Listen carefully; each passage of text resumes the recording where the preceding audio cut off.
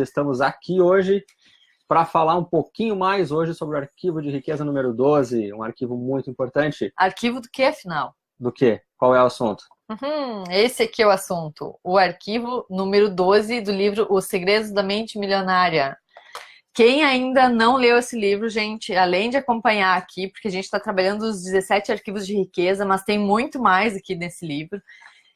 Faça um investimento em si mesmo, adquira esse livro, leia ou empreste para sua família, para os seus amigos. É importante a gente criar uma mente milionária, uma mente abundante aqui no nosso país, né? A gente precisa muito disso, a gente precisa mudar a nossa mentalidade, sair da escassez, sair do discurso de crise e criar oportunidades. Grava bem essa palavra, é abundância, porque a abundância é uma palavra muito importante no tema de hoje. Se a gente tem mentalidade de escassez, o que a gente vai ter na vida? E se a gente tem uma mentalidade de abundância, o que a gente vai ter mais na vida? Abundância é uma palavra ampla, abundante em tudo. Nosso nome é financeiramente. A gente trabalha mente para as finanças, né? O trabalho da mente para depois trabalhar finanças. Mas a abundância é um assunto super amplo. Ele abrange todos os sentidos da vida. Se você pensa abundante em um sentido da vida, você pensa abundante nos outros sentidos da vida também.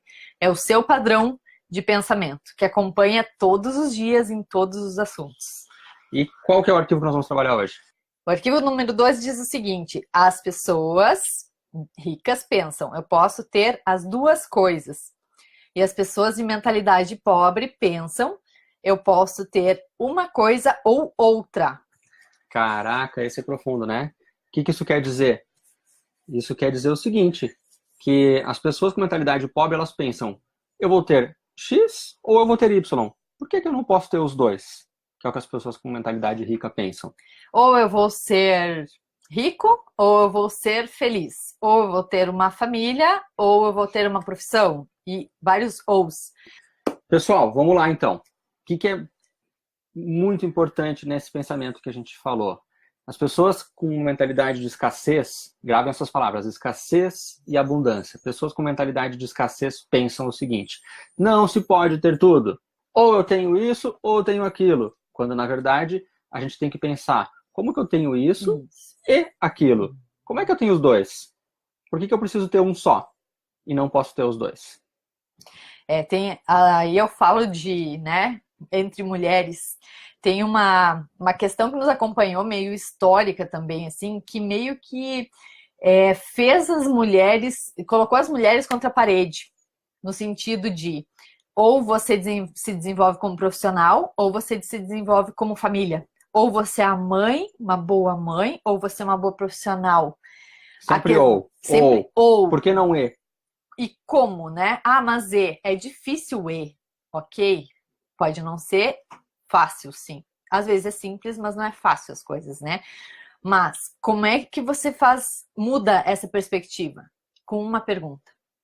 Como que eu faço isso? Como eu posso ter os dois? Como? Essa é a pergunta-chave. Como eu posso fazer?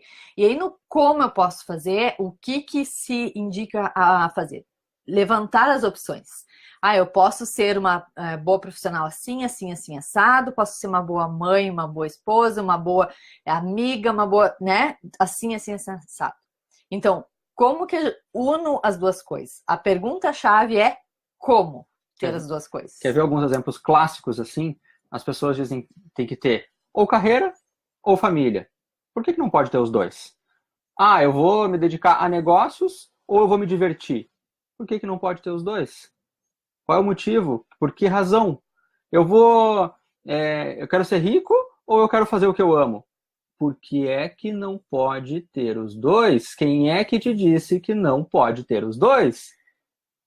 Gente, no momento, eu sempre levanto este caso porque muita gente conhece ele.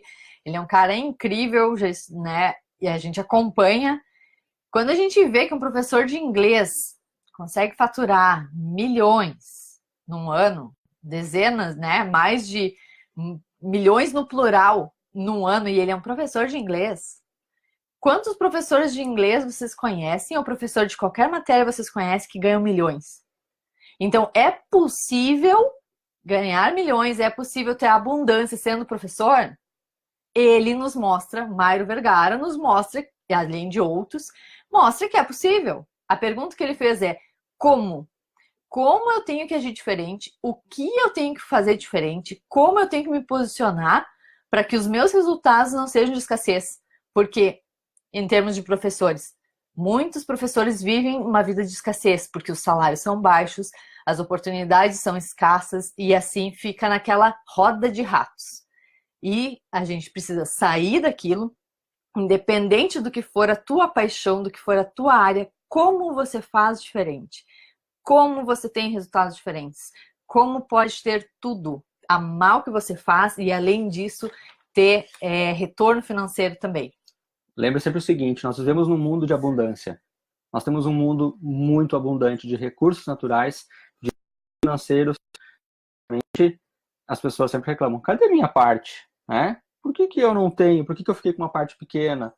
Onde, na verdade, elas deveriam estar se perguntando, o que é que eu preciso fazer para ter as duas coisas que eu quero?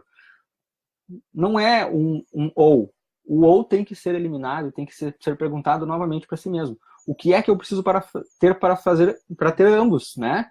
É sempre uma relação de ganha-ganha. Quando a gente pensar que a gente vai estar ganhando dos dois lados, a coisa ela fica alinhadinha. A gente tem que mudar a pergunta. Não é a resposta, é a pergunta que tem que ser mudada. Como que eu posso ter os dois? E vocês sabem que a partir de boas perguntas, você estimula boas respostas também.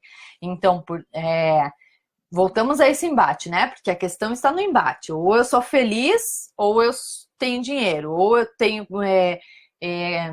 sucesso profissional, ou eu tenho sucesso pessoal. Ou.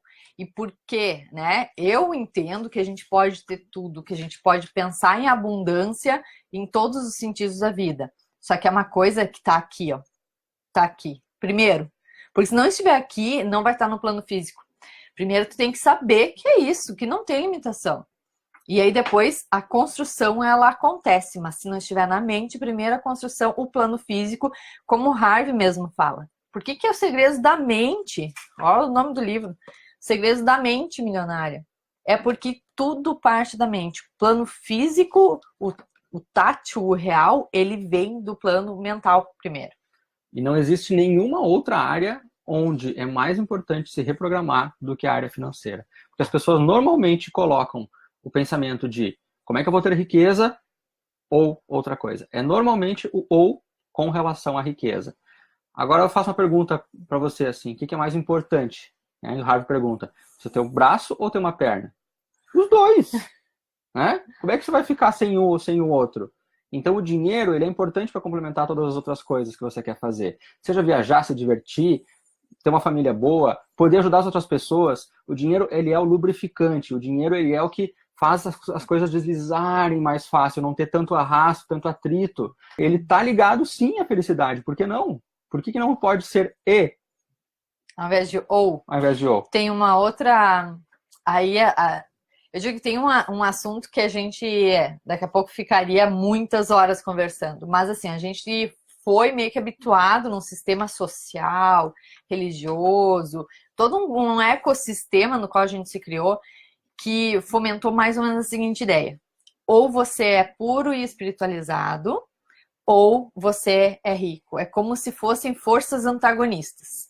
Agora, você imagina a capacidade, o potencial que tem uma pessoa que sim tem dinheiro, tá? E que é puro, espiritualizado, generoso e bondoso. Como potencializa quando as duas forças estão unidas? Elas não são antagônicas, porque uma pessoa que se deixa corromper por dinheiro, não foi o dinheiro que corrompeu ela. Ela já tinha dentro de si mesmo a corrupção dentro dela. Então, o dinheiro não potencializa quem não é aquilo. Ele potencializa o que a pessoa já é. Se a pessoa já é boa, ela tem os dois. Ela tem a bondade e ela tem a riqueza e potencializa isso para fazer muito melhor para ela e para os outros também.